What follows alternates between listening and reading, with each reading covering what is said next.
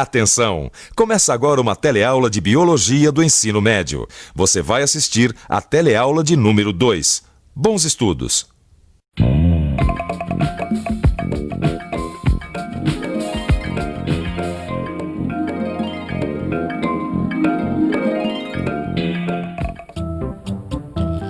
Dudu, o almoço tá na mesa. Ai, o que tem pra comer, mãe? Não precisa olhar o cardápio, meu senhor. O seu prato eu já preparei. Vai comendo que eu volto logo. Eu não vou comer tudo isso, não. Ah, vai sim, senhor. Coma tudo pra poder ficar forte e crescer, tá? Ela fala isso desde quando eu nasci. Todos nós sabemos que é bom comer de tudo para ficar forte e poder crescer. Sabemos mesmo ou só ouvimos dizer? E por que não é bom fazer uma refeição com um só tipo de alimento? A teleaula de hoje vai responder essa questão ensinando. Por que a comida dá força e faz crescer? A relação entre uma alimentação rica em todos os nutrientes e um bom funcionamento do nosso corpo. Quais são os principais nutrientes? E também o que é desnutrição. Pronto? Então, bom apetite, porque a teleaula de Biologia está na mesa.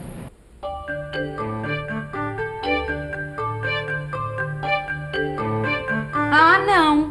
Não vai repetir a batata se não comer carne e salada. Ah, mãe, deixa eu comer batata frita.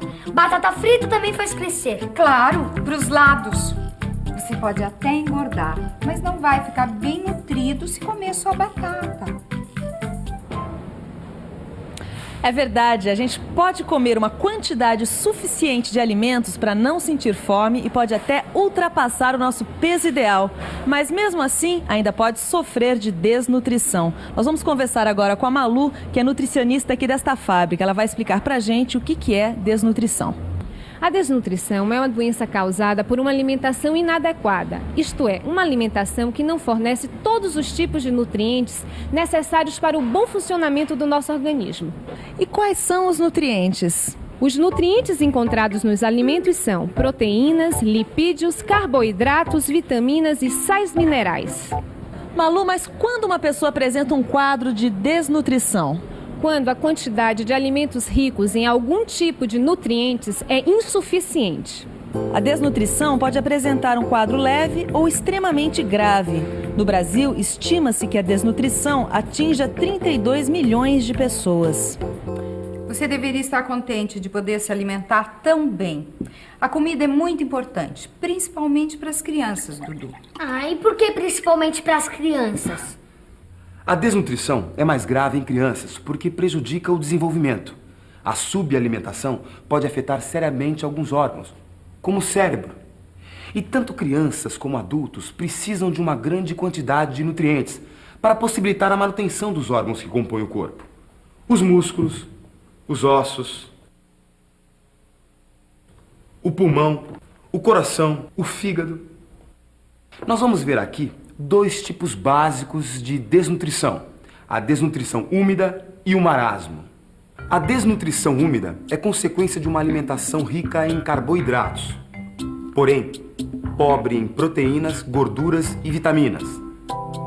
A pessoa com desnutrição úmida não costuma apresentar perda de peso, mas isso acontece por causa do acúmulo de água, que provoca inchaço nas pernas, pés, rosto e barriga, devido à falta dos outros nutrientes.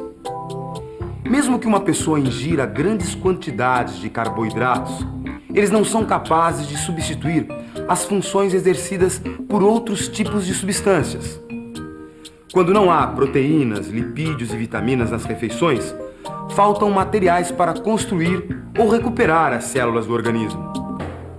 E o que são células? A célula são as unidades formadoras do corpo de todos os seres vivos. São tão pequenas que, para visualizar, só usando o microscópio. Vamos ver agora um modelo de célula animal. No interior da célula, ocorrem diversos processos que garantem o funcionamento e a sobrevivência dos seres vivos. Ah, pois eu nem ligo para as minhas células. Se eu não puder comer o que eu quero, eu não como. Pronto. Não come, não sai comigo. Gente que não come fica mole, desanimada, com marasmo. Marasmo é uma doença? Marasmo é o tipo de desnutrição que deixa a pessoa sem disposição para realizar as suas atividades. O marasmo ocorre quando não se ingere a quantidade suficiente de nenhum tipo de nutriente durante muito tempo. Com a falta de alimentos ricos em nutrientes, a pessoa está sempre com fome, não cresce, fica muito magra, pega outras doenças com facilidade, a pele resseca e descama, os músculos ficam reduzidos. Malu, eu peso 54 quilos e no meu trabalho tenho uma atividade física moderada. Quanto e o que eu preciso comer para ficar bem nutrida? A necessidade alimentar diária, quer dizer, para 24 horas de uma pessoa com atividade moderada, é de alimentos que forneçam cerca de 50 quilocalorias por quilo de peso. Então, fazendo as contas, eu vou precisar de 2.700 quilocalorias por dia, é isso? Sim. De toda a energia que necessitamos durante as 24 horas do dia, 50% a 60% são provenientes de carboidratos, 25% a 35% de gorduras e 15% de proteínas. Os carboidratos você já conhece. Estão presentes nos pães, doces, massas. São fundamentais no processo de obtenção de energia. Garantem desde o trabalho físico mais intenso até as funções que realizamos no momento em que dormimos. Vamos ver a estrutura química do amido, um dos carboidratos mais frequentes na nossa alimentação. Por exemplo, existe amido no feijão, no arroz, na farinha de mandioca. As unidades formadoras do amido são sempre iguais, você nem precisa memorizar a fórmula. E o que se repete em cada unidade é uma substância conhecida, a glicose. Muitas frutas também contêm glicose, mas grande parte da glicose que o corpo utiliza vem do amido. Através da digestão, o amido ingerido é transformado em glicose e pode ser aproveitado pelas células. Outro grupo químico importante para a boa saúde do organismo são os lipídios. Este óleo de cozinha é um exemplo. Os lipídios também fornecem energia, mas exercem outras funções. Vamos destacar 3 delas. E qual que é a mais conhecida das funções dos lipídios? Servir como reservatório de energia. Uma parte da energia produzida a partir dos alimentos que comemos é transformada em gordura e armazenada para ser utilizada no momento em que o organismo precisar suprir energeticamente as nossas células. O principal local de armazenamento da gordura fica sob a pele. É o tecido adiposo, cujo acúmulo faz as pessoas engordarem. Uma outra função dos lipídios é a formação da camada que envolve a célula. A membrana celular é formada por lipídios e proteínas. E a terceira função dos lipídios é a sua relação com as vitaminas. Algumas vitaminas só podem ser absorvidas pelo organismo quando há lipídios no intestino. Veja um exemplo de molécula de lipídio. Se você comparar um lipídio com um amido, vai notar semelhanças e diferenças. A semelhança é que os átomos que compõem os dois são os mesmos. A diferença é o modo como eles estão combinados. Cada combinação tem suas propriedades e funções. Por causa das diferenças, os carboidratos não podem substituir os lipídios, o que reforça o que você viu no começo desta teleaula, sobre a necessidade de se variar os alimentos, e o que nos leva a outra substância nutriente, as proteínas. As proteínas são substâncias formadas por várias unidades, os aminoácidos. Os aminoácidos são capazes de se ligarem e formarem moléculas de vários tamanhos e funções. Vários tipos de proteínas, portanto. As funções das proteínas no corpo dos seres vivos são muitas. Vamos ver algumas. As proteínas estão presentes na membrana celular. São elas ajudadas pelos lipídios que dão às células a capacidade de alterar o seu formato, sem se romper. Além de fazer parte da estrutura das células, as proteínas também são reguladoras dos processos bioquímicos. Regular os processos bioquímicos quer dizer realizar cada uma das reações que ocorrem nas nossas células. Vamos ver que reações são essas. Vamos pensar um pouco. Eu já vi alguns processos bioquímicos em outras aulas. A digestão é um.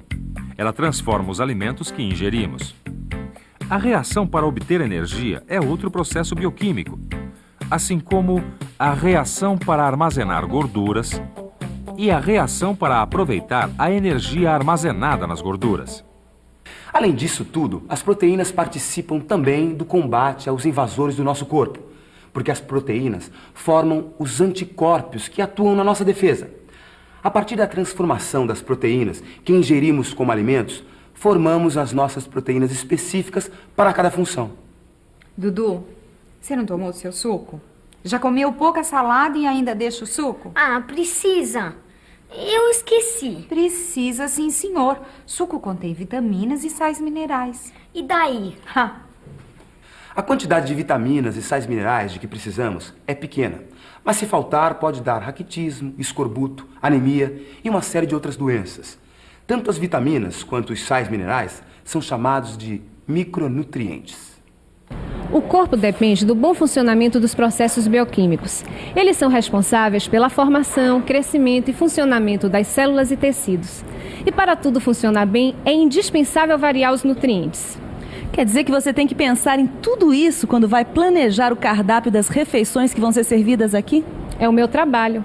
Todos os tipos de nutrientes são importantes e devem compor a dieta diária das pessoas.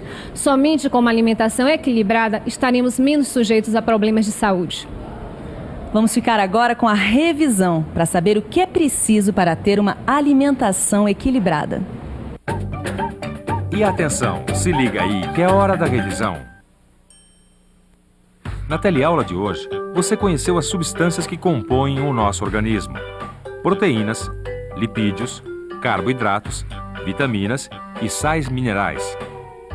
Aprendeu que uma alimentação equilibrada deve conter todos os nutrientes em proporção e que a falta de nutrientes ou o desequilíbrio na alimentação pode causar a desnutrição. No seu livro de biologia, você vai encontrar tabelas mostrando quais são os alimentos que fornecem os 4 tipos de nutrientes. Mais alguma coisa? É importante saber que uma alimentação adequada não é garantia contra todas as doenças, mas ajuda bastante a diminuir muito dos nossos problemas de saúde. Bom apetite! Até a próxima teleaula e tchau!